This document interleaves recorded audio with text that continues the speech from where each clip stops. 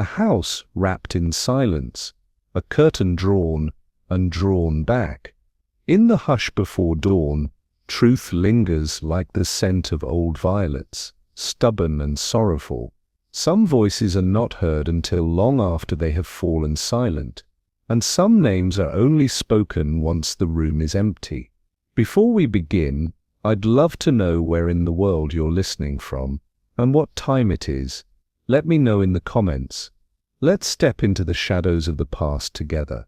It was not often that Poirot received correspondence marked with such delicate refinement. The envelope was cream thick to the touch, and sealed with a pressed violet wax, a crest too blurred to decipher clearly. The handwriting itself was slanted, precise, and if I may say so, faintly trembling, as though written by a hand either aged or hesitant. When Poirot slit it open with the care of a man unwrapping an ancient relic, I leaned forward curiously. He read in silence, his brow slightly furrowing, though no words passed his lips. It was only when he had reached the final line that he gave a soft, thoughtful murmur. "Well, well," he said, folding the letter neatly. "An invitation, mon ami, but not of the ordinary kind. An old acquaintance?" I ventured. Poirot nodded slowly. "Lady Rexom, you recall her, Greystone Hall, a place of quiet distinction, and if I remember correctly, of buried tensions. I did recall her, tall, solemn, widowed young. There was something faded and refined about her, like a portrait left too long in sunlight. What does she want?" Poirot tapped the folded letter. "She writes of shadows, of unease, and of the past returning. When a woman chooses lavender ink, Hastings, it is never by accident. The countryside wore its winter skin that day, a cloak of grey mist that clung low to the fields, softening hedgerows and dulling every sound. The motor car hummed steadily beneath us, the driver silent, the windows beaded with condensation. I sat beside Poirot, watching the thickening fog roll over the landscape like a slow tide. It was the sort of weather, I thought, that encouraged one's mind to drift backwards, and mine did. Greystone Hall. I had not visited it in over 15 years. I remembered, vaguely, a formal gathering, a luncheon perhaps, in which Lady Rexom, then newly widowed, had moved through the guests with quiet dignity and little enthusiasm. Her home had struck me as austere even then, not unwelcoming, but somehow untouchable. "She was not always so restrained, you know," I said aloud, my breath faintly fogging the window pane. "Non?" Poirot's moustache twitched in curiosity. "She used to be vivacious, before her sister died. A strange affair that. There was talk of scandal, though nothing was ever proven. A maid, I believe, fell from the east stair." Poirot did not respond immediately. He was gazing out at the hedges, one hand stroking his chin. Finally, he said, "The English countryside, Hastings, is very like its people, seemingly quiet, but always concealing something beneath. We passed a narrow gate. Beyond it, through the gauze of fog, Greystone Hall began to emerge, dark gables rising from pale fields, like memories refusing to sleep. The motor car crunched to a halt on the gravel drive, its engine purring into silence. Greystone Hall stood before us, tall and angular, its ivy-covered stone darkened by the moisture in the air. The gables loomed above like unspeaking sentinels, and the long windows reflected no light from within. I felt, quite absurdly, that the house was holding its breath. A liveried butler opened the door before we could knock, as if he had been standing behind it, listening. His face was lined, his expression utterly neutral. "Welcome to Greystone, gentlemen," he said, in a voice as pale as the fog. Poirot bowed slightly. "Lady Rexom is expecting us?" "Indeed, sir. Her ladyship is in the morning room. As we entered, I was struck by the profound hush of the place. Even our footsteps seemed muted, swallowed by thick carpets, and heavier still by something intangible, a quiet that had settled not merely over the halls, but into the walls themselves. The staff we passed greeted us with quiet nods, their eyes slipping past ours.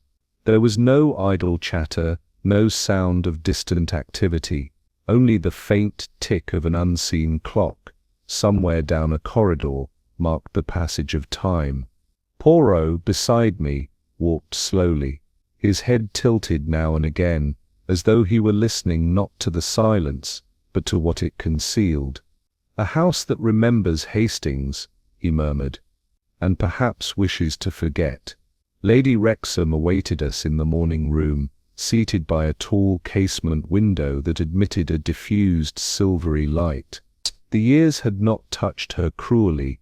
Hers was still the figure of a woman composed, even statuesque, with that singular air of aristocratic restraint that once defined the country house matron.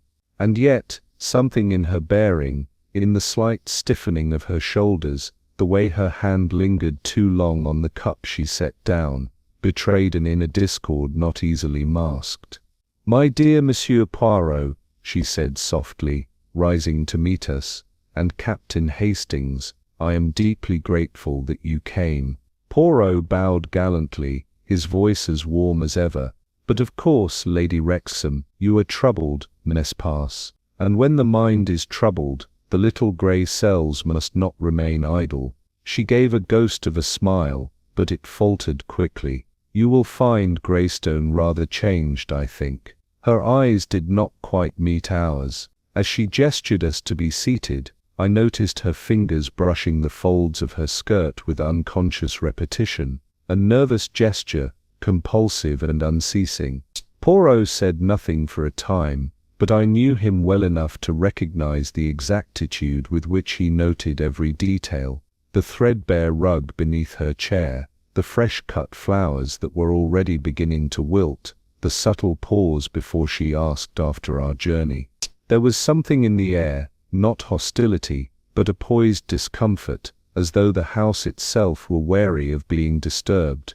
Later that afternoon, we took tea in the drawing-room, a grand chamber overlooking the east lawn. Its tall windows framed the winter-grey light, and though the fire crackled dutifully, the room remained oddly chill. I could not put my finger on it at first, the sense that something once vibrant had been removed. Then I saw it. Above the mantel hung a large oval mirror, flanked on either side by nothing. No portraits, no ancestral visages, gazing down in oils and pomp. Only faint outlines remained on the wallpaper, ghostly rectangles marking where paintings had once been. I turned to Poirot with an arched brow, but he merely lifted his teacup with a delicacy bordering on reverence. "There are silences that speak volumes, mon ami," he said. A footman entered and poured with unnecessary care. His hands shook slightly. The tea was excellent, bergamot-scented and brisk, yet it tasted oddly of memory, of a room that had once known laughter and light, and now held only its echo. Even Lady Rexom, seated among the cushions, said little. There was a space here, I thought, not merely physical, but emotional, something missing, something unspoken. Why had the family portraits been removed? That evening, as the fire burned lower and the clock struck 6, I observed the domestic rhythm of the house begin to unfold. The staff moved with quiet efficiency, though it was not the relaxed assurance of a well-run home. It was something tighter, more brittle. Poirot, ever sensitive to the nuances of such things, had turned his chair slightly so that he could watch the comings and goings with what appeared to be idle curiosity. It was then that a young maid entered to adjust the fire. She was no more than 17, slender and pale, her dark hair neatly pinned. As she knelt and reached for the poker, Lady Rexom spoke, gently but with the authority of her station. Elspeth, mind the rug, it catches. The girl flinched, not dramatically, but unmistakably. A breath caught, a movement stilled, as if the voice had touched a nerve long cauterized. Poirot watched her without speaking. His eyes, half-lidded, were not idle. When she had left, the door closing softly behind her, the housekeeper entered with a silver tray. She was older, late 60s, I guessed, with the rigid posture of one who had served too long to know anything else. Poirot asked in his courteous fashion if the hall had always been so quiet. Her reply was swift, but not confident. "Always, sir, always." But there was a hesitation just before she said it, a fraction too long. Enough for Poirot to lean back and fold his hands, the look of a man who had heard a lie so carefully phrased, it practically begged to be unraveled. The lamps had been dimmed, and the hour grown late when Lady Rexom reappeared in the corridor outside our chambers. Poirot had just bid me good night, and I was halfway through an idle comment about the peculiar quiet of the upper hall, when her figure materialized in the doorway, like a shadow cast forward from the past. She did not knock. She simply looked at him, her hands clasped before her, a pale silk shawl about her shoulders. "There is something I must tell you, Monsieur Poirot," she said softly, "but not yet, not until I am certain." Poirot inclined his head, his voice no more than a whisper. "I am patient, madame, but I observe." A faint smile curved her lips, but it did not reach her eyes. "Yes," she murmured, "that is why I wrote to you." I stepped aside, uncertain whether to retreat or remain, but she turned before I could move, and added, almost under her breath, "Something has begun to stir in this house, something that has long been asleep." Poirot nodded gravely. "The past, madame, never sleeps. It waits." To that she gave no answer, only a glance over her shoulder, one that lingered on the east wing, before she slipped away down the corridor, like someone who had spoken more than they intended. The sun had begun its slow retreat, casting a subdued golden light across the long corridors of Greystone Hall. I had taken it upon myself to explore the grounds, or rather to walk them with that half-hearted meandering which so often accompanies a mind engaged in quiet reflection. The air outside had cooled considerably, and a low mist was rising from the grass like steam from a hidden kettle. I walked a gravel path that curved past the eastern facade of the house, where ivy gripped the walls as though afraid of losing its hold. The tall mullioned windows, leaded and faintly warped by age, mirrored the sky's dying light. I glanced up at them idly, noting which rooms still glowed with interior warmth. Most were dim, and yet, as I passed the drawing room, my steps slowed. There, half shrouded behind the heavy velvet curtain, stood a figure. I could not say whether it was male or female, only that the posture was rigid, as if listening. The silhouette was motionless, yet strangely expressive. It suggested not stillness, but suspension, a state between thought and action. I felt oddly as though I had interrupted something, not an event, but a private ritual. For a fleeting moment, I considered continuing my stroll without comment, but curiosity, as always, took hold. Who stood behind the curtain, and what, or whom, were they waiting for? Drawn by the odd stillness of the figure, I stepped lightly off the gravel and approached the window itself. The air had grown colder, and a gust of wind stirred the curtain just enough to distort the figure into a shifting blur. I moved closer until I was just beneath the windowsill. I could see little, but the faintest line of yellow light spilled from the crack between the heavy damask and the wall. Then I heard it, a voice, low, feminine, uncertain. It did not command the room, but rather seemed to plead with it. The words came slowly, as though coaxed into existence from a great depth.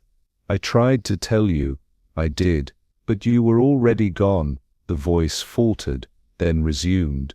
They never asked the right questions, they only wanted it to end, to be quiet again, and I let them. There was a pause. I leaned slightly closer, straining to hear. The voice was no longer simply sad, it was weighted with something else, a desperation that had been carefully buried, and was now seeping through. You must understand, it wasn't meant to happen like that. And then something peculiar occurred. She stopped speaking, yet I could hear no other voice, no murmured reply, no comforting words from an unseen companion. The room, so far as I could discern, was otherwise silent. Was she alone? That notion sent a curious chill down my spine, for the manner in which she spoke was not how one speaks to oneself in reverie. It was direct, intimate, as if addressing someone who stood mere feet away. And yet I had seen no second silhouette behind the curtain, only one. Later that evening, prompted by a mix of lingering curiosity and quiet disquiet, I returned to the drawing room. The fire had been lit, and the scent of beeswax polish and fresh kindling hung faintly in the air.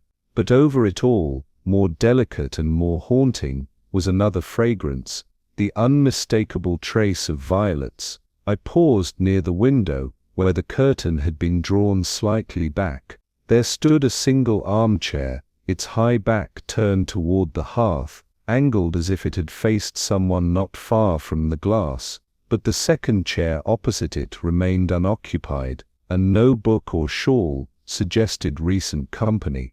I stepped closer. On the armrest of the occupied chair, or rather the recently occupied one, was a slight impression, as though a hand had rested there with unconscious pressure.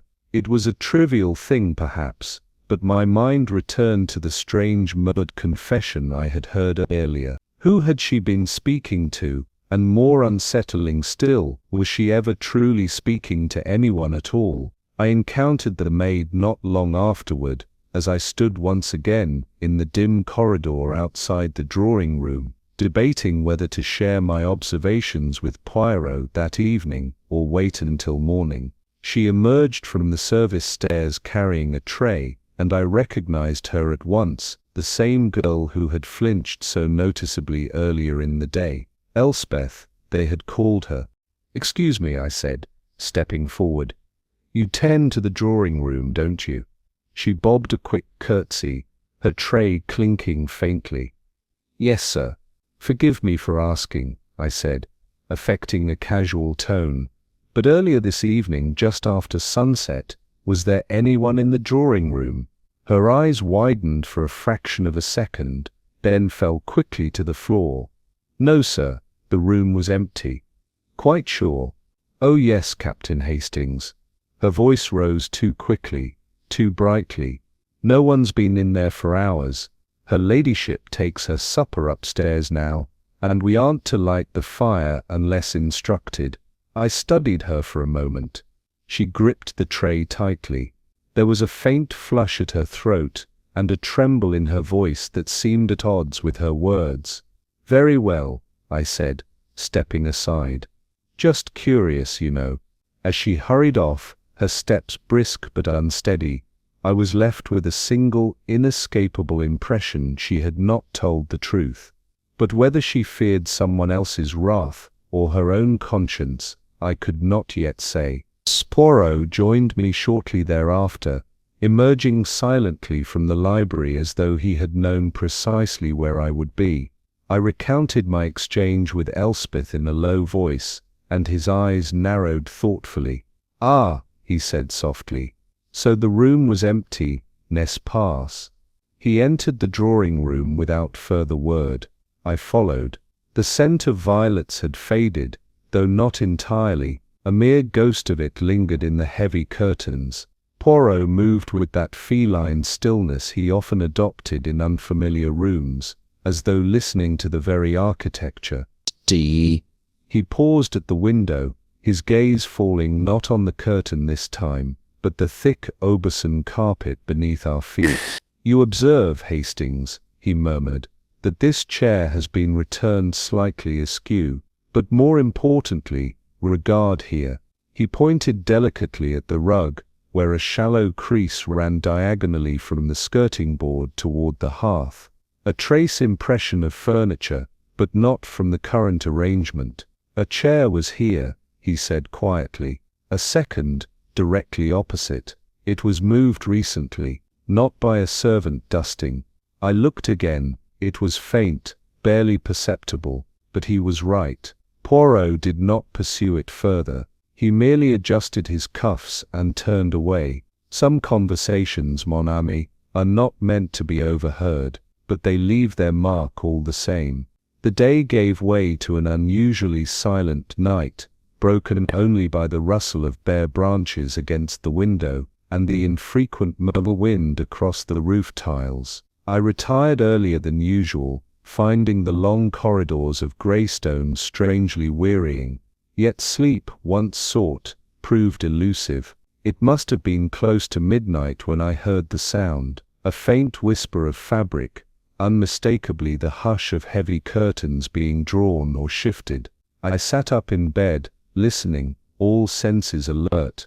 The fire had burned low, casting an orange glow across the floorboards. A moment later, there it was again, the same sound, not loud, but present, as if someone was once again standing behind the curtain in the drawing room below. I slipped from my bed and dressed quickly, taking care not to wake Poirot, whose door was slightly ajar, but showed no movement within. I descended the stairs, the boards creaking underfoot. The drawing room door stood closed, the air in the corridor oddly still. I reached for the handle, it did not turn. Locked, from the inside. A strange thrill passed through me, a mixture of dread and fascination. I knocked softly. There was no answer. I bent to peer through the keyhole, but the room beyond was shrouded in darkness. After several minutes, and with no further sound, I returned upstairs. Yet even as I lay in bed again, the image would not leave me. A curtain stirred, a locked door, and the lingering perfume of violets in a room no one was supposed to occupy. Who or what had moved behind the velvet this time?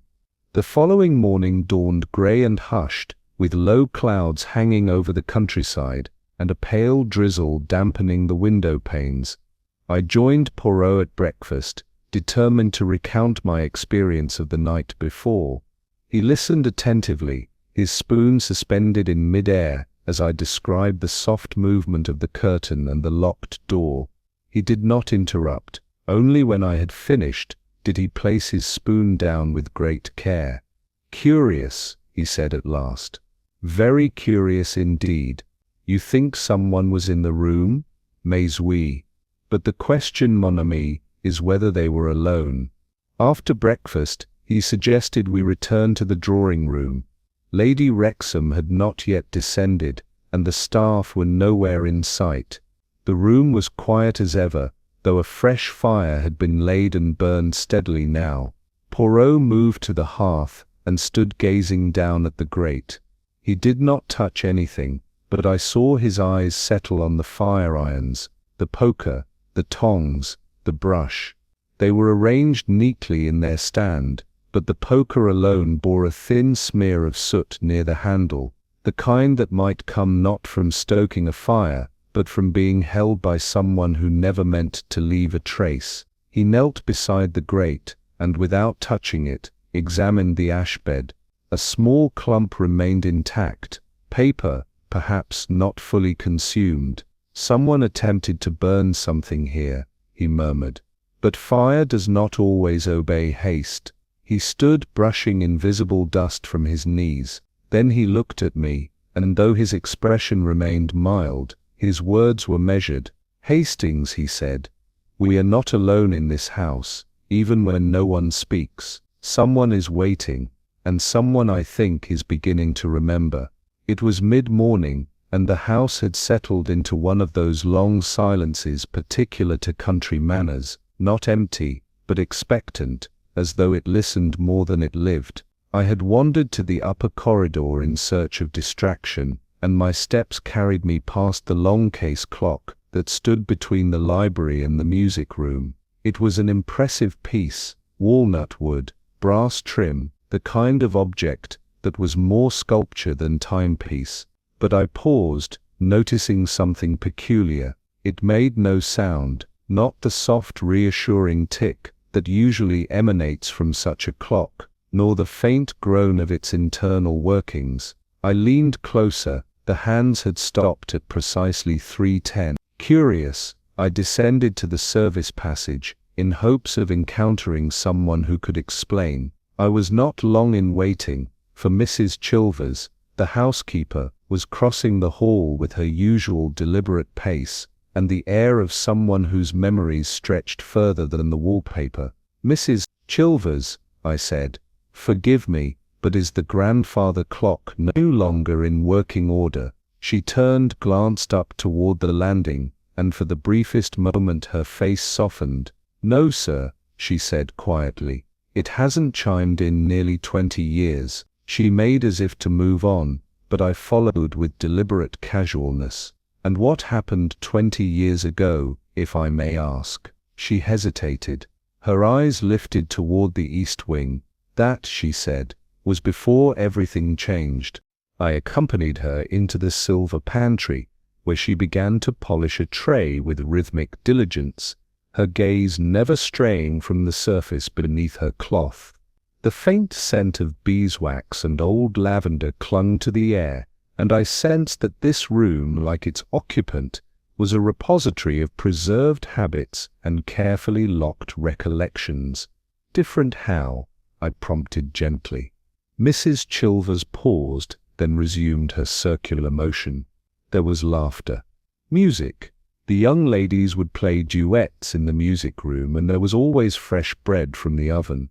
Her ladyship, she kept the household bright, in her way, and the younger sister, Miss Isabel, well, she had a way about her. Always brought light into a room. She paused again, more deliberately this time. "But then Clara fell," she added, "and it all went quiet." I blinked. Clara, the maid, 17 she was, fell from the east stairwell, broke her neck, the cloth stilled in her hand, her fingers tightening slightly. There was no inquest. The family kept it quiet, said she tripped carrying linens. But some of us, she stopped, as though stepping too close to the edge of something. Well, some of us thought it odd, because of what? Precisely, I asked. But she only shook her head. Things were different then, Captain Hastings, and not always in ways one dares to speak of. Mrs. Chilvers folded the cloth with care, and reached into a nearby drawer, retrieving a small tarnished object wrapped in chamois. She held it out to me, and I took it gently, unfolding the cloth to reveal a delicate silver brooch, a laurel wreath encircling a single seed pearl. "She wore this the night she died," the housekeeper said. "It's beautiful," I murmured. "It wasn't hers." I looked up sharply. "Not hers." She gave a short, sad nod. "Belonged to Miss Isabel. Clara borrowed it that night." No one said anything, not then, but I found it at the foot of the stair, bent where it had caught the banister as she fell. I turned the brooch over in my hands. A faint hairline crack split one side of the clasp. She admired Miss Isabel, Mrs. Chilvers continued. Idolized her, even. Always said she hoped to be noticed one day. I don't believe she meant anything by it. But the sisters had quarreled that evening, about something I never learned. Then Clara, well, she was gone. I felt a curious tension build in my chest, not quite grief, but something adjacent to it, a kind of inherited unease. Did Miss Isabel give her the brooch? Mrs. Chilvers' gaze drifted toward the window, her voice so low, I nearly missed it. I don't think she ever knew it was missing. The east staircase was a narrow, twisting affair, its banister worn smooth by decades of careful hands. I found myself there mid-afternoon, following no particular errand, simply allowing the weight of the morning's conversation with Mrs. Chilvers to settle into thought. The air was cooler in that wing, and a strange stillness hung about it, as though footsteps had grown reluctant to pass through in recent years. It was then I noticed it, a rug, not large but oddly placed, angled askew at the foot of the stair, not centered, not decorative. It had an air of apology about it, as if it were hiding something it no longer wished to admit. "Observe Hastings," came Poirot's voice, sudden but not startled. He had materialized behind me, with uncanny discretion. He knelt with surprising ease, and drew back the rug by a corner. Beneath, the oak floor was marked by a curious discoloration, darker than the rest, vaguely circular, and with an edge that had bled unevenly into the grain. Poirot did not touch it. He merely looked, his expression unreadable. "Old blood, mon ami," he said at last. "It lingers in silence more than in stain, and then more softly, but it was never meant to be seen again." Later that day, as the clouds began to part, and the reluctant sun cast long slanting rays across the eastern lawn, I came upon Mrs. Chilvers tending to the rose garden behind the orangery. She moved with the care of someone not accustomed to soil, yet compelled by routine. I stood watching for a moment before approaching, unsure whether I wished to disturb her solitude. She did not look up when I spoke. "The mark's still there, you know, at the bottom of the staircase." Her hand, reaching for a thorned stem, paused briefly. "It never quite came out," she said. "Was there an investigation?" I asked, walking slowly beside her. "Surely such a death." She snipped a faded bloom with unnecessary force. "It was ruled an accident. The coroner came. There was a priest. Quiet service. No public notice, and the staff." She hesitated, her shears hanging limp.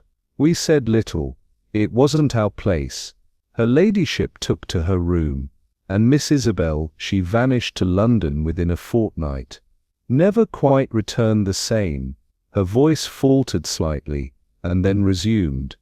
"But between ourselves, Captain Hastings, there were whispers." "What sort of whispers?" "That the girl had seen something she wasn't meant to, heard something, that she was too clever for her station, and that when she wore the brooch, it was not admiration, it was mockery." I frowned. "But surely that's nonsense?" Her gaze lifted at last, and there was something unreadable in it. "In houses like these, Captain, nonsense is sometimes safer than the truth." That evening, as twilight brushed the walls with lavender, Poirot and I encountered Mrs. Chilvers once more in the linen room. She was sorting a bundle of oddments, ribbons, lace edging, fragments of brocade, and placing them carefully into labelled drawers. Poirot's eyes, ever alert, lingered upon a small swatch of velvet folded beside her darning tools. He reached toward it gently, brushing the corner with one fingertip. "This fabric, madame, it is from the drawing-room, n'est-ce pas?" She stiffened slightly, then nodded. "Yes, from the old curtain lining. I've kept the remnants for repairs.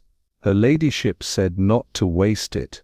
"Of course," Poirot said softly, "one does not discard the past so easily." He picked up the velvet square and held it to the light. It was rich, wine-dark, but faded at the edges. "This was cut recently?" he asked. Mrs. Chilvers gave a cautious nod. "A few days ago, one of the panels tore near the hem. I stitched it myself." Poirot said nothing more, but as we stepped out into the corridor, he folded the fabric neatly in his palm and murmured, more to himself than to me, "The past bleeds quietly, Hastings, but sometimes it leaves threads to follow." It was on a rain-brushed morning, after a quiet breakfast and an even quieter conversation with our hostess, that Poirot and I took to wandering the upper floor. Greystone Hall, for all its severity, was not lacking in grandeur. The east corridor, long and shadowed, was lined with portraits, many unsigned, most unloved, depicting generations of Rexoms in full regalia, cravats, hunting pinks, naval commissions, the whole stately parade of lineage and pride. Poirot walked with hands behind his back, his eyes half-lidded in that pose of studied idleness I knew to be anything but. He stopped suddenly. "Voila," he said softly. The portrait before us was of two young women seated together in a modest summer parlor. One wore pale blue, the other ivory. Their hands nearly touched. Their features were similar enough to mark them as sisters, but it was the contrast in their expressions that arrested the eye. One smiled with a serene confidence, the other with something more fragile, almost forced. "Lady Rexom and her sister," I said. "Isabel and Cecily." Poirot nodded, his gaze lingering. "And which is which, do you think, Hastings?" I hesitated. The central figure had the bearing of authority, but it was the girl beside her who held my attention. There was something unnerving in the way her smile didn't reach her eyes. Poirot stepped forward, adjusting his posture to regard the painting from a lower angle. The light from the tall corridor windows glanced across the varnish, revealing subtle inconsistencies, variations in hue, curious brushwork, a certain hesitation in the outlines of the younger woman's face. He tilted his head, hands now clasped tightly behind his back. "The composition," he murmured, "is not as harmonious as it pretends to be." I blinked. "What do you mean?" Poirot gestured delicately with a finger. "The positioning. See how the figure in ivory is turned slightly inward, her body angled toward her sister, but her gaze drifts outward, past the viewer. She does not look at her sister, nor at us. It is a retreating expression." I stepped closer, squinting. Perhaps the artist intended shyness. Perhaps Poirot was unconvinced. "But then there is the hand. You see it, barely resting upon the other's forearm, a touch not of affection but obligation." He moved to the side again, appraising the background. "The light source is inconsistent. It falls from the left across the elder sister, illuminating her in full, but it casts a subtle shadow over the other's face. Why should that be, mon ami, unless the painter wanted to obscure what he could not invent? You think it was painted from memory? Partially, or under duress. Perhaps the subject was not present at all. There was something uneasy in the atmosphere. The longer I looked, the more the smile of the younger sister unsettled me. Not merely insincere, there was something else in it, as if she were enduring the moment, not sharing it. "What is it the English say, Hastings?" Poirot mused. "Still waters run deep, n'est-ce pas?" The stillness of our reflection was broken by the soft glide of slippers on wood. Lady Rexom appeared at the end of the corridor, dressed in pale lavender, her hands folded before her. She did not greet us immediately, but came to stand beside Poirot, eyes fixed on the portrait, with a look that seemed torn between nostalgia and something sharper, regret perhaps, or sorrow held too long. She disliked having her likeness taken, she said quietly, not turning to us. I had to bribe her with elderflower cordial to sit still. Poirot inclined his head but said nothing. Lady Rexom's gaze drifted across the canvas, then stopped, settling on the younger girl's face. Her brow furrowed, minutely, but with unmistakable emotion. "That is not how she smiled," she said at last. Her voice was calm, yet brittle at the edges, like glass worn thin. Poirot, ever gentle, replied, "It is always difficult, madame, to capture the essence of one's own. Memory is too precise. The brush is not." She seemed not to hear him. There was mischief in her. She could make anyone laugh, me least of all. A pause, waited. but this looks like someone who has already left the room. Poirot glanced once more at the portrait. Perhaps Lady Rexom, that is because she already had. Her hands, I noticed, trembled faintly before she clasped them tighter. Poirot crouched low before the frame, examining the lower right-hand corner of the painting. His movements were careful, reverent even. He leaned in, then drew a small handkerchief from his breast pocket and gently dabbed away the faint accumulation of dust, obscuring the painter's name. "It is as I thought," he said softly. "The artist Henri Leclerc, French, little known, died some years ago." I peered closer. The name was followed by a date, March 1912. "But she passed in February of that year," I said. "Surely that means—" "Yes," Poirot confirmed. "The portrait was completed posthumously." He stood slowly, dusting off his knees. "Someone commissioned this after the sister's death. Perhaps Lady Rexom herself. Perhaps another." "Then how could the smile be wrong?" I asked. "Because it was not remembered, it was reimagined." Poirot looked at the painting once more, then turned his gaze toward the eastern wing. "When the memory is too painful, mon ami, we do not recall, we revise." He began walking down the corridor, his footsteps soft as thought. "And sometimes, what we paint over is not grief, but guilt." The discovery that the portrait had been painted posthumously troubled Poirot more than he let on. His eyes lingered on the canvas with increasing gravity, and by the following morning he had already formed the next link in whatever silent chain of logic he was assembling. At his request, a discreet inquiry was made to the butler, a stiff-jawed fellow by the name of Lockyer, whose years of service at Greystone had apparently rendered him immune to surprise, and immune too to any warmth of expression.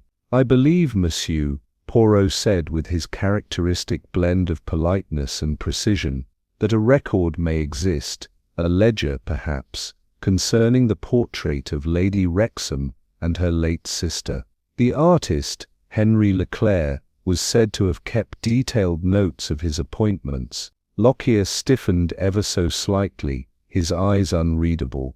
"I shall look into it," he said, and withdrew without elaboration. It was not until late that afternoon that he returned. With a reluctance so veiled in propriety, it might have passed unnoticed by anyone less observant than Poirot. He handed over a leather-bound volume, its pages yellowed, and the spine flaking at the edges. Poirot opened it at once, turning with care to the early spring of 1912. His fingertip stopped at a neat entry in faded ink, March 3rd.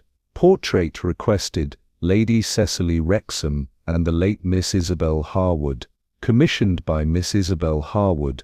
Note second sitting cancelled. Subject deceased." Poirot said nothing for a long moment. "She commissioned her own portrait," I said slowly. "Of the two of them?" "Oui, mon ami," he said. "But the question remains, why request a portrait in which you would appear only after your death?" The revelation cast a long shadow over the household, though the household itself remained, outwardly, unchanged. That evening, I found myself once again in conversation with Mrs. Chilvers, who had taken to polishing the banisters with a quiet diligence, as though their sheen might somehow restore what time had dulled. "She was the musical one," she said softly, in answer to my tentative question about Miss Isabel. "Always had her hands on the pianoforte. Could play anything by ear, Strauss, Elgar, folk tunes picked up from the kitchen staff.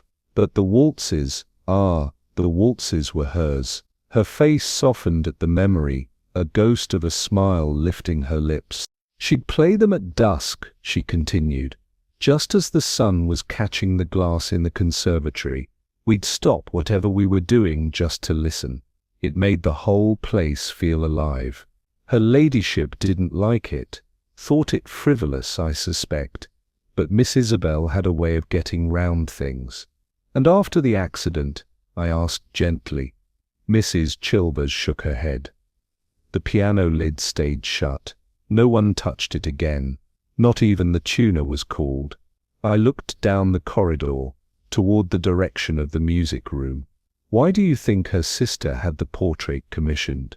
She was quiet for a moment. Perhaps she meant to remember something that never quite was, or to forget something that truly was. Then, before I could speak again, she added, "They say the last piece Isabel played was the Blue Danube." The notes hung in the air for a long time that night, and then, just like that, there was silence. It was the following morning, just before luncheon, when Poirot asked his most curious question yet. We stood once more before the portrait in the east corridor, the sun creeping in through the high windows, illuminating half the hallway in a sheen of watery gold. "Hastings," he said suddenly, "which direction does this room face?" I blinked. "South, I believe." "Why?" He gestured to the painting. "And yet, you observe, the light in the portrait falls from the left, striking Lady Rexom directly, while casting her sister partially in shadow." I stared at the canvas, frowning. "So it does?" Poirot moved closer, speaking with the precise gentleness that always accompanied his most important deductions. The painter Leclerc was known for his realism. He rarely invented light. If the room in which this was imagined faced south, and the window lay to the subject's right, the light would fall accordingly. "Then either the setting is fictional," I offered, "or the figures have been altered."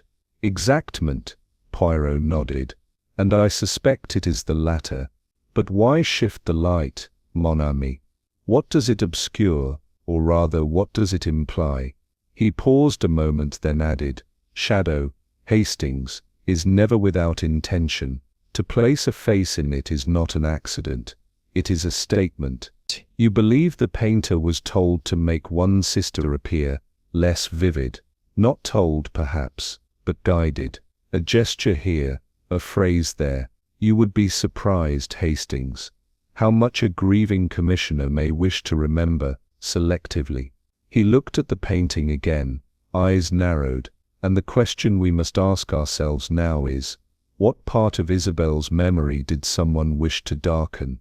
It was just after luncheon, and the sky had darkened with a threat of rain, when the stillness of Greystone's long drive was broken by the low growl of an approaching engine.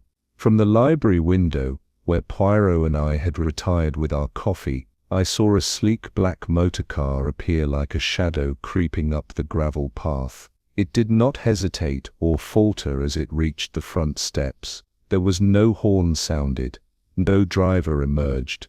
Only the rear door opened, and from it stepped a woman. She was tall, dressed in dark grey travelling clothes, her head and face obscured by a thick veil, not the kind meant for fashion or modesty, but a deliberate barrier. She moved with intent, her posture erect, shoulders tense beneath her coat. There was no air of hesitation, no glance toward the house as though to admire or assess. She walked directly to the door, which opened, quite inexplicably, before she knocked. Lockyer, the butler, had seen her coming, whether by chance or expectation, I could not say. He bowed faintly, and admitted her with a murmured word I could not catch.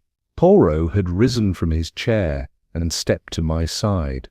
"You see, Hastings," he murmured, "the past has not only stirred, it has arrived, tout habillé, and driven its own carriage." I glanced at him, uneasy. "You think she's expected?"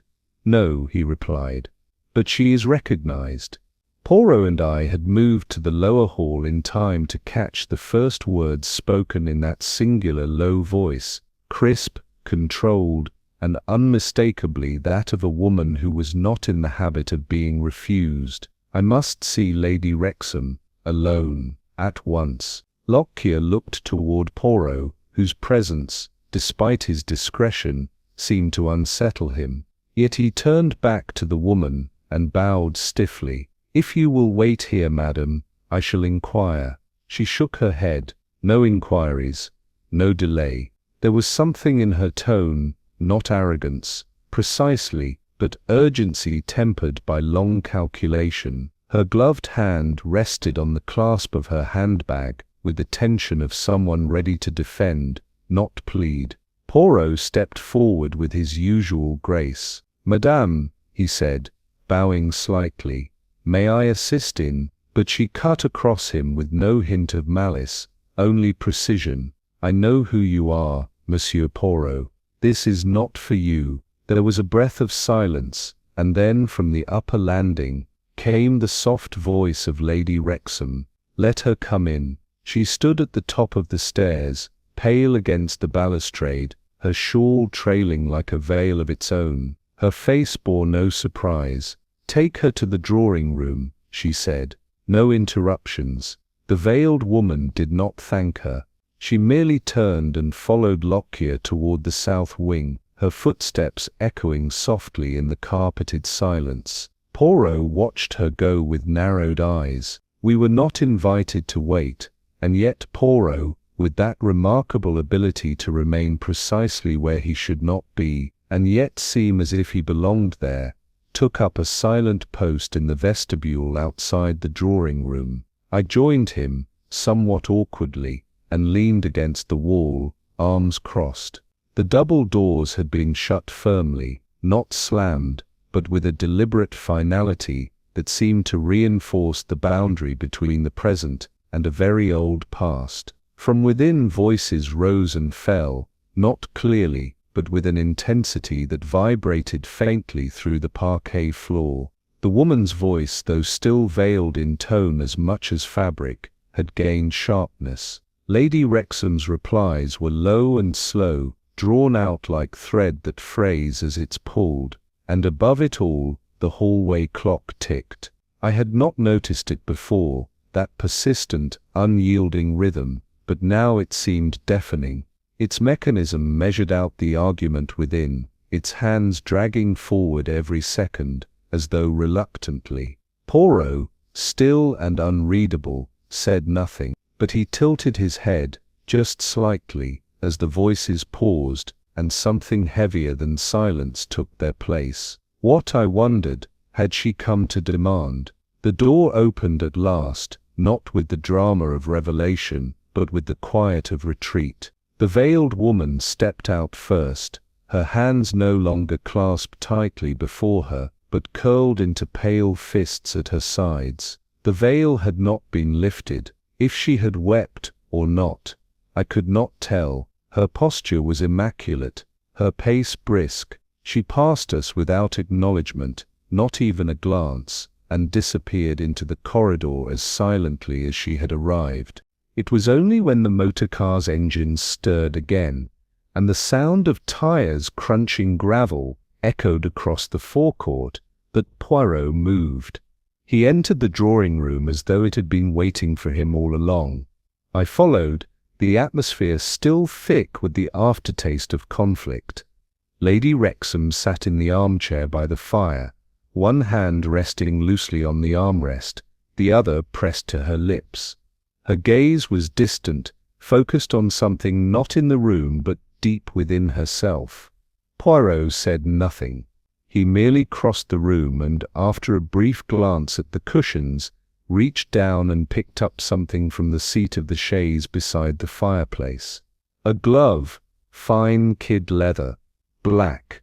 The fingers stretched unnaturally wide, as if they had clutched too tightly or resisted too hard. Poirot turned it slowly in his hands. "A lady's glove," he murmured, but not left carelessly. He looked over at me then, eyes sharp beneath his composed brow. "Tell me, Hastings, when one leaves a glove behind, is it always by accident?" Lady Rexom remained seated for several moments after the visitor's departure, her eyes distant and unfocused, her hand still resting where the other woman had sat. It was Poirot who moved first, stepping gently toward her with the quietude of a man who knew the weight of too many silences. "Madame," he said softly, I do not intrude, but perhaps I may be of some small assistance. She turned to him slowly, her face pale, her expression unreadable, a woman suspended between dignity and despair. No, Monsieur Poirot, she said, please, do not ask me. Her voice, though composed, trembled on the final word. She stood with effort, crossing to the hearth as though seeking the warmth she could no longer summon within herself. With delicate fingers, she adjusted the curtain cord beside the fireplace, though the fabric had no need of it. Her hands lingered there, gripping the velvet too tightly. Poirot made no further inquiry, but I could see the shift in his gaze, not prying but registering. He had seen such hands before, the hands of someone who held too much. She turned from the window at last and offered us a brittle smile. It will pass, she said. Everything does. And though her words were calm, they were not a promise. They were the hollow consolation of someone who had survived something, but not forgotten it. The rain began just before midnight, not in torrents, but in a quiet, persistent drizzle that tapped against the panes like fingers hesitant to knock. I had gone to bed earlier than usual, my thoughts still tangled with the image of the veiled woman and the glove she had left behind. Yet sleep eluded me, as it so often did when the house was steeped in too many unsaid things. I lay in the half-dark, listening to the slow creak of wind through the chimney and the faint settling of old timbers. And then I heard it, movement, not loud, not hurried, but deliberate. A soft, even pacing. It came from below. I sat up, straining to hear. The drawing room, yes, that was the direction. Footsteps moving across carpet and wood, pausing, then continuing. Not the aimless wandering of a servant, or the heavy tread of Lockyer on his nightly rounds. These steps were gentler, but laden with intent. I hesitated. Poirot's door was closed, his lamp extinguished. I rose quietly, wrapped my dressing gown about me, and padded down the stairs. The hall below was steeped in shadows. The door to the drawing room stood slightly ajar. Another pause in the footsteps. And then, unmistakably, the soft whisper of fabric. A curtain drawn back or caught in a restless hand. I stepped forward, heart quickening, not in fear but in that curious tension that precedes all revelation. Who, I wondered, walks so softly when no one is meant to be awake? The room was darker than I had expected. Only the faint embers in the hearth offered light, and that light flickered weakly, casting the furnishings in ghostly relief. I pushed the door open slowly, the hinges offering a reluctant groan. The pacing had ceased. I stepped into the room, cautious, my gaze moving toward the windows where the long velvet curtains hung heavy and still. The scent of violets lingered faintly, as it had the night I overheard the strange confession, and with it something else, the acrid trace of ash. And then, from the far side of the curtain, a sound, not speech, but a kind of breathless sob. I moved forward instinctively and drew the curtain back. Lady Rexom lay crumpled on the floor, her body curled toward the wall, one hand clutching the hem of the velvet, as if anchoring herself to something solid. Her face was streaked with tears, her eyes wide open but unseeing, her lips moving without coherence. I dropped to one knee, gently touching her shoulder. "Lady Rexom, are you hurt?" She didn't flinch. Her mouth trembled, and at last she spoke, a single name, whispered, not with clarity, but with the urgency of memory breaking loose. "Isabel." Poirot entered behind me, silent as a breath. He did not rush forward, but observed quietly as I helped her to sit, her back resting against the wall. "She came to me," she murmured, and I told her nothing. Her fingers gripped the curtain more tightly. I should have said it, years ago, but I couldn't. I didn't. Poirot's expression did not change, but he moved toward the hearth, his gaze settling not on the lady, but on something else entirely. "There was a fire here," he said softly, "but not a warming one. The fireplace was modest, cast iron, with delicate scrollwork faded by use and age. Within it, the embers had grown cold, the last flickers having died during the long hours of the night.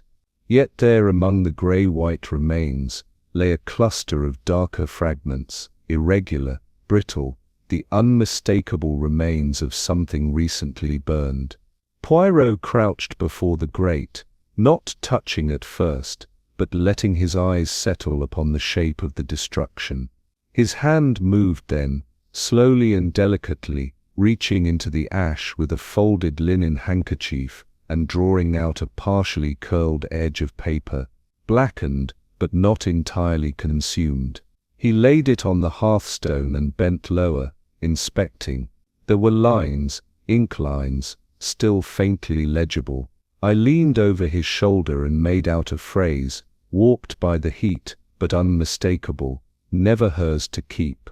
Poirot studied the handwriting, his brows lifting almost imperceptibly. "It is a letter," he said, "but not recent. The paper is brittle, aged. Yet someone kept it hidden, until tonight." I said nothing. The room around us seemed to have fallen into the same hush as before, but now it was expectant, waiting for a truth that had smouldered for years to finally declare itself. Poirot lifted the edge of the page again.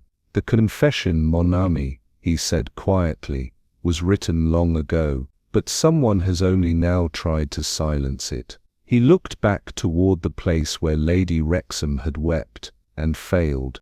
The morning after Lady Rexom's collapse passed in a hush more profound than silence.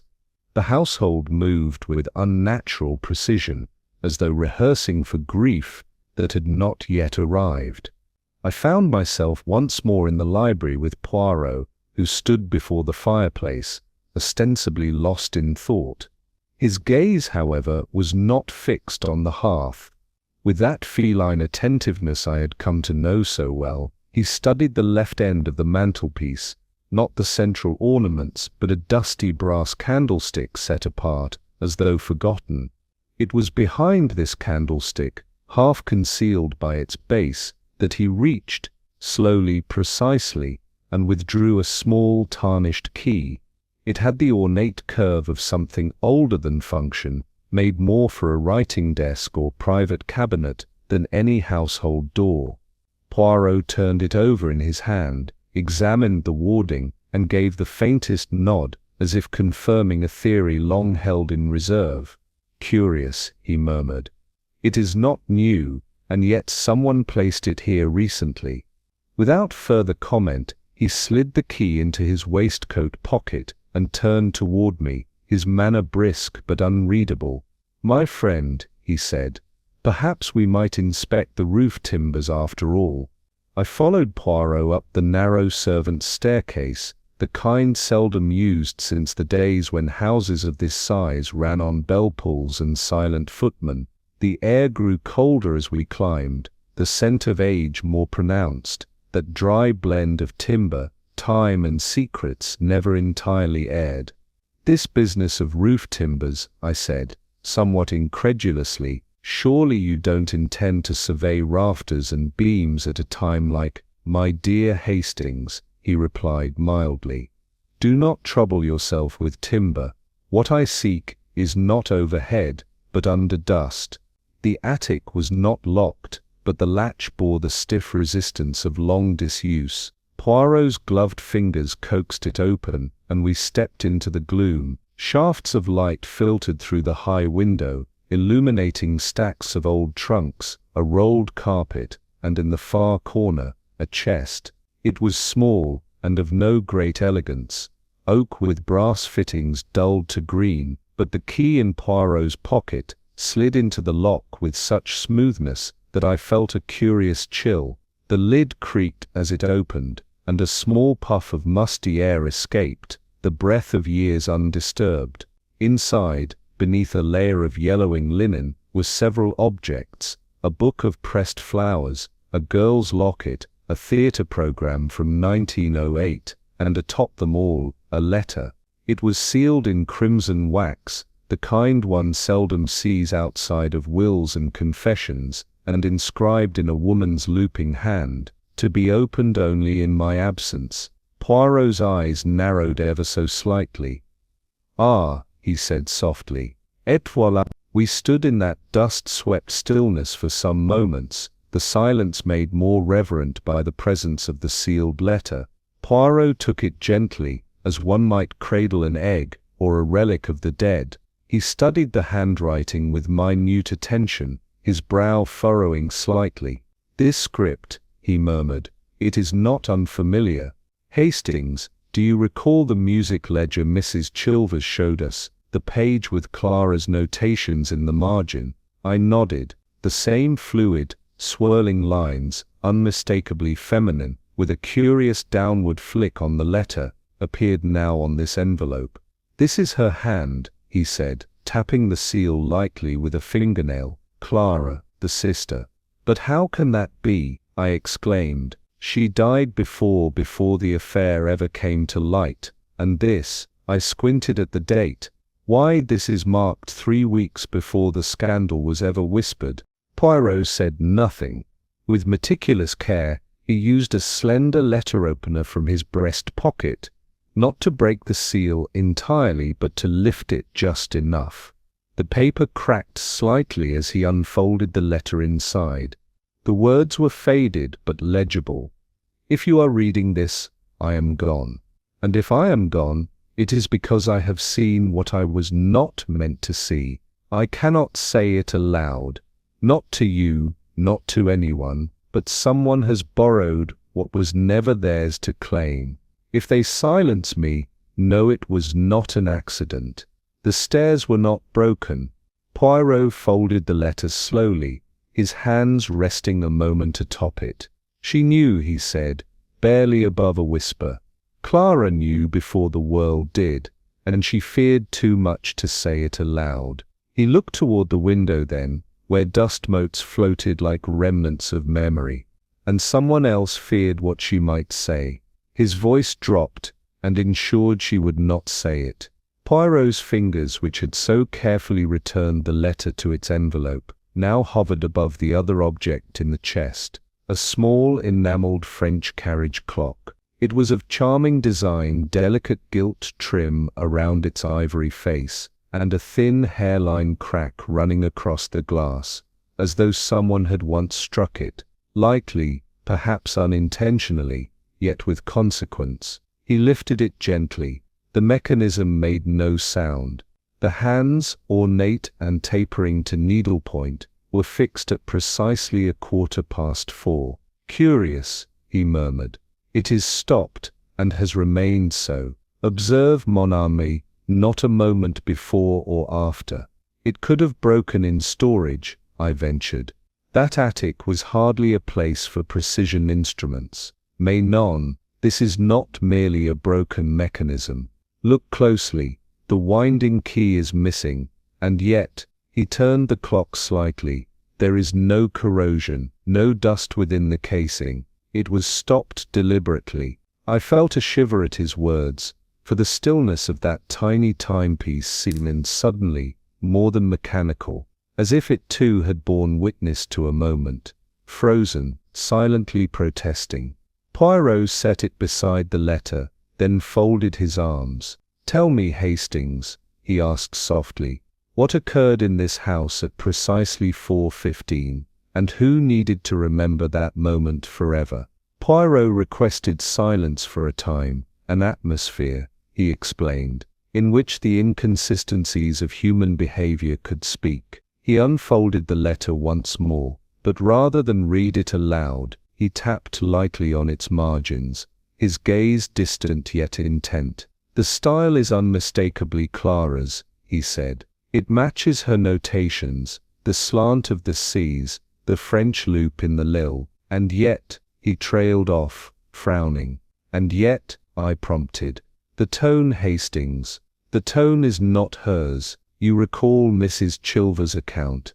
"Clara," she said, "was joyful, instinctively direct, with no appetite for veiled suggestion. He held the letter higher.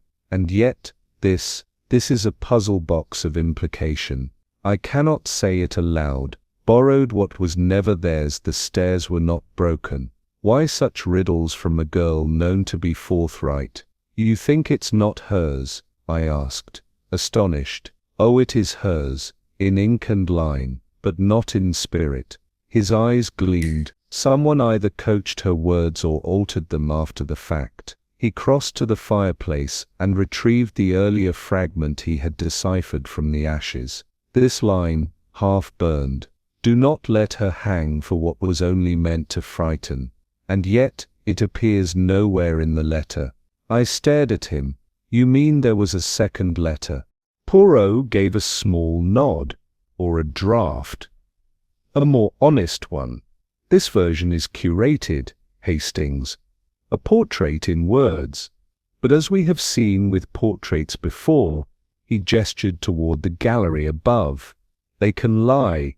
Later that afternoon, with the sky brooding behind the tall windows and the house sunk in a hush peculiar to old guilt, Poirot sought the butler, Mr. Hargreaves. He did so without fanfare, approaching him not with interrogation, but with the manner of an old acquaintance, craving idle company. Forgive the intrusion, Poirot began, but you have been with the Rexoms a long time, n'est-ce pas? The butler inclined his head, showing neither pride nor reluctance. Since before the war, sir. I came to Fairwood in the spring of 1918. Then you will indulge a question born not of suspicion, but memory. There was, I believe, a young footman in those years. Brown hair, a nervous way of standing, hands always clenched. Hargreaves hesitated. It was not overt, only a slight pause in the repositioning of a vase. Yes, he said slowly. A lad named Geoffrey Vale, briefly employed, dismissed shortly after Miss Clara's fall. Ah, Poirot said gently. Dismissed or vanished. Hargreaves' mouth pinched. I was told not to ask further. He left in the night, and it was made clear to the staff that his departure was not to be discussed.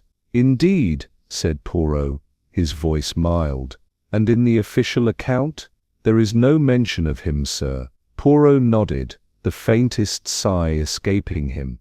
So someone vanished on the very evening Clara died, and yet no record remains. Curious, none. Hargreaves, pale but composed, gave no reply. As we walked away, I turned to Poirot. Do you believe this Vale had something to do with her death? Poirot did not answer immediately. Then he said, with soft finality, I believe he saw more than he should have, and lived just long enough to regret it. It was on a morning peculiarly still, one of those English spring days where the air hovers between clarity and dampness, and the walls of an old house seem to breathe in silence, that Poirot requested all members of the household to assemble in the drawing-room. The request had been made with such calm, such civility, that not a soul dared refuse. Lady Rexom, pale and guarded, descended the staircase without a word. Mrs. Chilvers followed shortly after, her usual stiff gait softened by an undercurrent of dread. Even Hargreaves, the butler, entered the room with the air of a man arriving at his own inquest. A cousin from Devon, Mr. Francis Elwell, who had arrived the day before to support the family, joined as well, his presence so unremarked upon until now that I had forgotten he was even there. Poirot stood by the hearth, composed, immaculate, and, as ever, slightly apart. This, mes amis, he said softly, is where it must begin. No one replied. Yet something, some intangible current, shifted in the room. For it was not merely the presence of those gathered, nor the hush that preceded his work, but the location itself, the drawing-room, that lent the air of reckoning. It was here that the veiled woman had once stood, trembling behind the curtain. It was here that a secret had nearly burned away in the grate. Now Poirot was ready to lift it from the ashes. It was only after I had taken my seat that I noticed something odd. Poirot, ever the orchestrator of meaning in the smallest things, had arranged the furniture himself. But this was no idle preference for symmetry. Lady Rexom had been placed in the tall, high-backed chair nearest the fireplace, a position that drew every eye to her. Her gaze, in turn, was directed toward the far wall, where the large portrait of the two sisters hung like a watching spectre over the gathering. The other guests were arranged in a semicircle, not quite facing one another, but also not turned fully from the portrait. There was no comfort in the configuration, rather a sense that one was being asked silently to confront something. As Poirot moved toward the center of the room, I realized it was not a tableau but a theater, and the curtain, at last, was about to rise. Poirot folded his hands before him and bowed his head slightly, a gesture of restraint, perhaps of reverence. When he spoke, it was not with drama, but with a quiet certainty that drew the room toward him like a slow tide. "We must begin," he said, "with the clock." At this, he withdrew from his pocket the delicate French timepiece we had found in the attic, its gilt edges dulled, its hands frozen at the now familiar hour of 4:15. "It is a curious thing, is it not?" he continued, cradling it. "To stop time, to trap a moment so that it may never be forgotten." No one replied. Lady Rexom stared at the clock, her face blank, or perhaps emptied.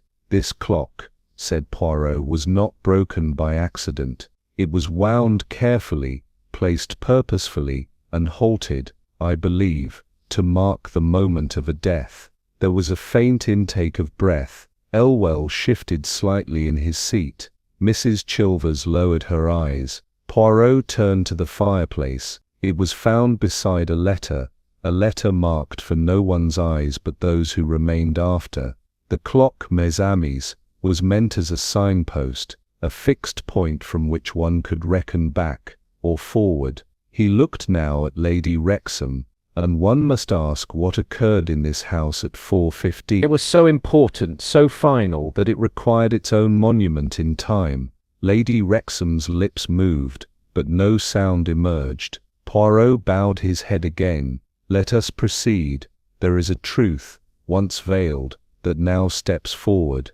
Poirot unfolded the letter with exquisite care, smoothing it over his palm, as one might a page of scripture. His voice, when it came, bore no flourish. "To be opened only in my absence. Thus it begins." He paused, allowing the weight of the phrase to settle. "It is written in the hand of Clara Rexom, but it is not merely a farewell, nor is it a confession in the traditional sense. It is rather a cry, quiet, composed, but unmistakably frightened." He read aloud, "To whomever finds this, I must say what I could not say aloud. I never meant to shame her. I never meant to stand in her place. I borrowed the brooch only because it felt like approval, like affection, and I was so tired of being made small." There was a silence in the room, not from shock, but from recognition. For even I, who had never known Clara, could hear in those lines the voice of a younger sister reaching out. Poirot continued, "I saw the look in her eyes when she found me on the stair. I saw what I was not meant to see, not fury, but calculation. There was no accident. There was no slip." Lady Rexom's hands trembled against the armrest. A log shifted in the grate. Poirot finished the final line, his voice softer than before. "I forgive her, but I will not lie. Let the clock say what I could not." He folded the letter once more and looked around the room. "A relationship buried by silence," he said, "now speaks. One must ask who silenced it and why." Poirot stepped forward now, not with accusation, but with reverence, as one might approach a tomb bearing the name of the wrong soul. There is something, mes amis, that has been hidden, not with cruelty, but with care. A truth so delicate that it was dressed in another's name to preserve what remained of honor. He turned then, with a glance that passed over Lady Rexom, and fixed his gaze upon the portrait above the hearth. The girl we know as Clara Rexom, he said softly, was not in the final weeks of her life Lady Clara at all. She was the maid. A wave of disbelief rippled through the room. I confess I gasped aloud. Yes, said Poirot gently. The uniform did not demean her, it disguised her. And why? Because she had uncovered something too large to remain herself. There was danger, shame, and so, with the collusion of another, she assumed the identity of a servant. Lady Rexom did not move. Her stillness was more eloquent than any denial. But a mistake was made, Poirot continued. A fall staged as an accident, delivered at the precise hour the clock recorded, not to silence Clara, but to protect another. I felt a chill trace the base of my spine, and so, Poirot finished, the portrait hangs as a lie, a sister mourning her double, and all the while the girl remembered only as the maid was, in fact, the keeper of the secret. I have rarely seen the human face pass through so many shades of recognition, denial, and guilt as I did in those moments, watching Lady Rexom. The blood, pale to begin with, drained altogether as Poirot's final words settled into the corners of the room like fine dust. She tried to speak once, but no sound emerged. Her hand lifted to her mouth, then fell helplessly into her lap. Poirot did not press her. He stood perfectly still, a sculptor who knew the final detail must emerge on its own. At last she whispered. No one was meant to know. Her eyes lifted to meet his, and what I saw there was not defiance, but an unraveling. She came to me, Lady Rexom murmured. After the brooch, after the letter, she thought, she believed she had ruined everything. But I couldn't let it all come apart. Her breath hitched.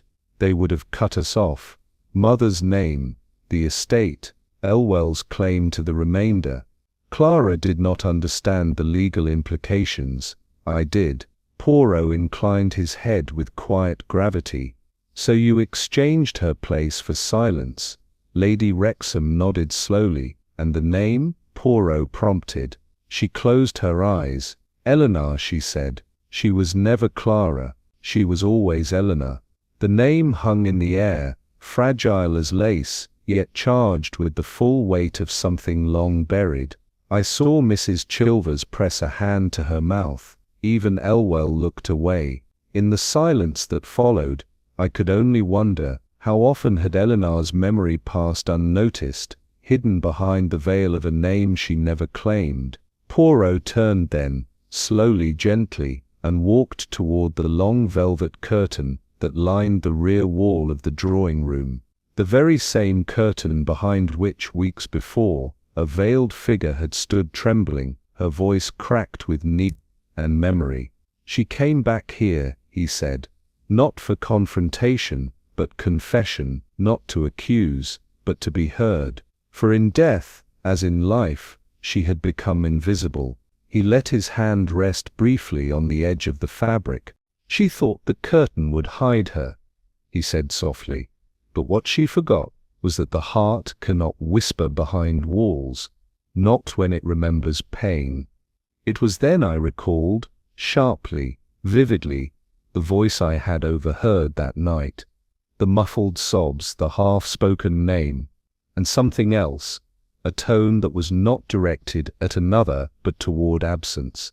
She was speaking, Poirot continued, not to Lady Rexom, not to any of us, but to Eleanor, to the sister lost not merely in death, but in the rewriting of who she was. I felt as though someone had taken the air from the room. All around me, the others sat frozen, not in fear, but in the slow recognition of grief made real. Poirot moved once more to the center of the gathering. The confession you heard, Hastings, was never meant for the living. It was the final echo of a bond broken too early, too completely, and one that could only be mended by being spoken aloud at last. The curtain moved slightly, stirred by an unseen draught, and I, for one moment, believed I could hear the whisper still lingering in its folds. Poirot stepped toward the hearth, and from his breast pocket drew a small envelope, its edges scorched, its seal only half destroyed. He unfolded its brittle contents with the utmost delicacy, as though the words themselves might vanish if handled too roughly. "Written," he said, in trembling hand, "begun with courage, but never sent. A letter from Eleanor, not to confess wrongdoing, but to warn." He held it up so that the light caught the remnants of the ink. The words that remained were incomplete, like a melody heard only in fragments. "Cannot stay much longer, she knows. The brooch, if I am not heard." Poirot placed the page carefully on the mantel beside the clock. "This," he said, "was meant to be destroyed, but not out of guilt. No, the person who placed it in the flames did so with a trembling conscience and an inherited fear." He turned now to Mrs. Chilvers. "You recognized the handwriting, did you not?" She said nothing. "She was your niece," Poirot said gently, "and you feared what would happen to the family name if that letter survived." Still she did not speak, but her eyes shimmered. Poirot lowered his voice. "Yet fire, madame, cannot always complete the task we set for it. The paper burned, but the truth would not. And now, at last, it is spoken." And as the final log cracked and fell in the grate, I wondered, was it justice we had witnessed, or something more haunting? A reckoning, long delayed, yet finally heard. Morning had broken gently over Rexom House, with that strange muffled silence that follows a night of revelation. I stepped out into the courtyard, not quite knowing what had compelled me. Perhaps a need for cool air, or perhaps some quieter impulse that longed to place the house and its secrets behind me, even for a moment. A soft drizzle had begun, the kind that lingers rather than falls. It kissed the flagstones lightly, leaving darkened patches like bruises in the stone. The scent of damp lavender rose faintly from the borders, mingling with the earthy aroma of sodden gravel. I walked slowly, my steps echoing in the stillness. The events of the previous night remained lodged in my chest, unresolved. I had thought, naively perhaps, that truth once uncovered brought a kind of closure. But what we had unearthed, Eleanor's hidden life, Lady Rexham's silence, the ache that stretched across 2 generations, felt less like resolution and more like an exposed root, delicate and raw. Even the birds seemed reluctant to break the quiet, and I found myself wondering not for the first time what other secrets might lie beneath those stones, those trees, those silences. The rain clung to the eaves and collected in the hollows of the iron gate. I turned at last, the house rising before me with its old dignity intact, but somehow altered, not in brick or glass, but in meaning. It was no longer just a house, it was a memory. Upon re-entering the house, I made my way toward the drawing room, half expecting to find it changed, as though the truth spoken within its walls might have left some visible imprint behind.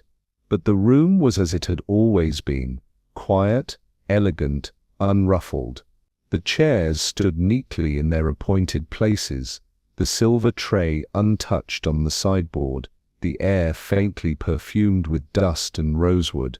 I paused just inside the threshold, unsure whether I felt reassured or unsettled by the scene, and then I saw it, the single difference.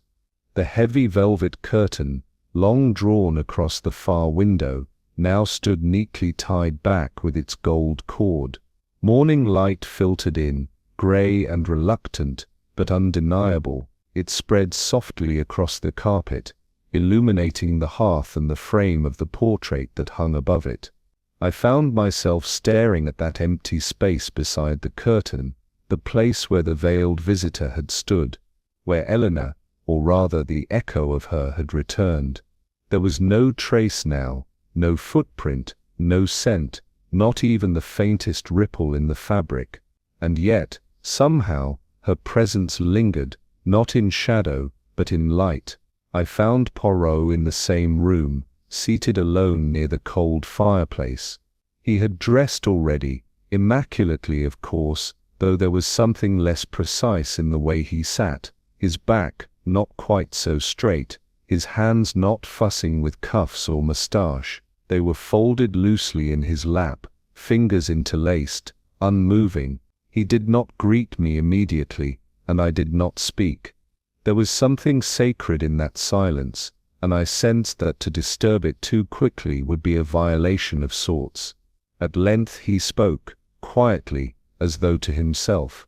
"There are crimes, Hastings, that are committed not in moments of passion, but over long years of silence." I nodded, unsure how to respond. Poirot continued, his gaze fixed on the darkened grate. "To erase a person, mon ami, not with malice, but with neglect, with shame, that is the more difficult thing to bear. A wound that does not bleed, but echoes." I had never heard him speak so openly of sorrow. It moved me more than I can easily explain. "And yet," he said after a pause, "she spoke, in the end. Through the glove, the ashes, the portrait, even the curtain, she made herself heard." He turned to me at last, his eyes clear but tired. "Justice, Hastings, is not always a punishment. Sometimes it is simply remembrance." Outside the light strengthened, but in Poirot's face, I thought I saw the last shadow of the mystery pass, not with triumph, but with grace. Poirot had not moved from the hearth. The morning had begun to burn off the mist, and the grey light that filtered into the drawing-room felt softer now, more forgiving. I remained standing, uncertain whether to speak or remain silent, until he gestured for me to sit beside him. "There is a satisfaction," he said slowly, "in understanding, n'est-ce pas, in seeing the broken clock, the letter, the silence, and understanding the design they concealed." I nodded, unsure where he was leading. "But satisfaction is not always joy." "Non," he continued, "there is no joy in what was revealed last night." His eyes were calm, but I noted that his fingers gripped the arms of the chair more tightly than usual. "We speak often of justice, mon ami," he said, turning to me, "and yet we think of it always as something delivered, a punishment, a gavel struck. But sometimes justice is only the act of naming, of saying, 'This happened. It was real. She was not mad. She was not erased.' That is justice too." He drew a slow breath. "There are burdens," he went on, "that cannot be lifted. They are woven too deeply into the soul. But if one gives them a name, if one speaks the truth aloud, then they are no longer secrets, and in that there is a kind of peace." We sat together for a time in stillness, the crack in the clock's face catching a stray beam of sun. Somewhere beyond the closed door, life continued. Footsteps, a clink of teacups, a voice in the corridor. But here, in the hush of the drawing-room, I understood the truth had not saved anyone, but it had seen them, and perhaps that was enough. Poirot rose with quiet deliberation, smoothing the crease of his waistcoat. He walked to the window where the curtain had been drawn back, and stood for a long moment facing it, as though confronting something both real and imagined. I watched him closely. There was no flourish in his movements, no theatrical finality, only the careful, reverent touch of a man who understood what the curtain had concealed, and what it now allowed to be seen. He reached out and adjusted the fall of the velvet, just slightly, so it hung straighter, more composed. His fingers paused at the hem, resting briefly at the spot where Lady Rexom had once knelt, clutching it like an anchor in storming waters. "She hid here, Hastings," he said softly. "Not only last night, but for many years." Then, as though to confirm his thought, he stepped back, nodded once, and left the curtain drawn open, not merely to let in light, but to let out silence. As we prepared to depart, he made no mention of the glove, the letter, or the ashes. That part of the tale was done, but the curtain remained, open to the morning, to time, to remembrance. And it was in that small gesture, I believe, that Poirot rendered his final verdict, not by accusation, but by mercy. The motor car waited at the edge of the gravel circle, its engine murmuring with patient restraint. Poirot climbed in first, offering me a nod that conveyed both farewell and fatigue. I followed, but paused at the door, turning once more toward the house that had borne witness to so much. The garden beyond the terrace was waking. In the damp soil beneath the stone balustrade, the first crocuses had pushed through, pale purple, trembling slightly in the wind. Snowdrops clung to the base of the hedge, their white bells delicate but determined. I stood a moment longer, the scent of rain mingling with something sweeter, hyacinth perhaps, or early daffodil. It struck me then, with peculiar force, how life insists upon itself even in places soaked with grief. It does not ask permission, it does not wait. Inside, the rooms would settle again, dust would return to shelves, footsteps would echo and fade, and the truth, now spoken, would lie quietly in the fabric of things, not shouting, but no longer hidden. The curtain would remain open. As the car pulled away, I kept my eyes fixed on the house until it vanished behind the hedge. Poirot, beside me, said nothing, and neither did I. But in the silence between us, I thought of Eleanor, of what she had lost, and of what, at last, had been given back. Not vengeance, not retribution, but remembrance, and the first bloom of spring. Some truths do not shout. They whisper from behind velvet curtains and bloom in the silence left behind. In the end, it was not guilt that unraveled the past, but memory, fragile, persistent, and unforgiving. Do you believe silence can be more damning than a lie? If this story stirred something in you, give it a like, share your thoughts in the comments, and don't forget to subscribe for more mysteries whispered from the shadows.